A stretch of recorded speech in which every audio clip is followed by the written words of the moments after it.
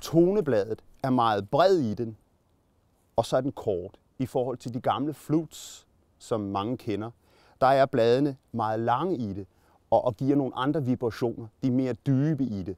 Imens her, der kan du få meget høje lyde ud af det, ved at bladet er bredt og kort. Og det er jo fordelen, når man skal kalde grågæs ind.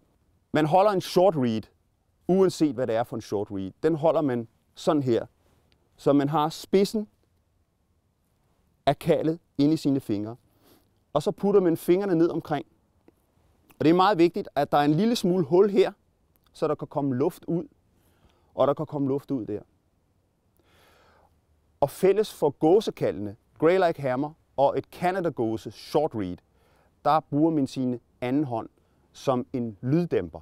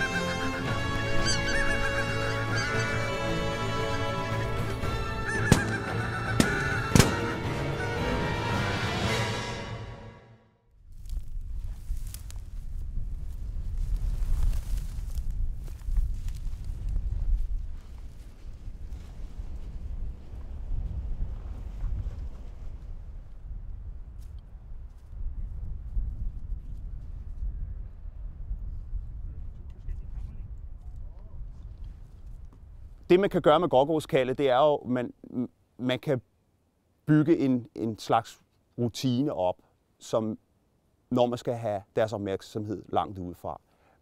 Man kan kalde det en slags hail call. Ligesom man gør med Canada-gæsten, der har man jo hail call og greeting call og feeding call osv. Det kan du jo også kalde det med grågåskaldet.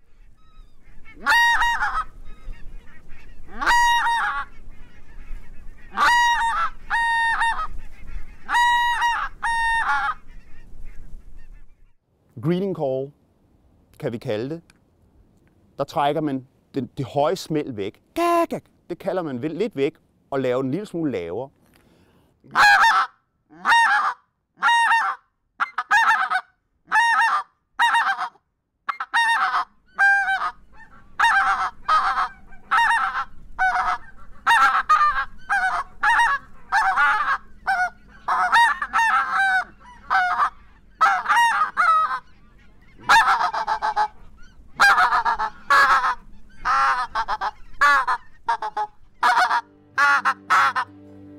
Bang, så skyder man den.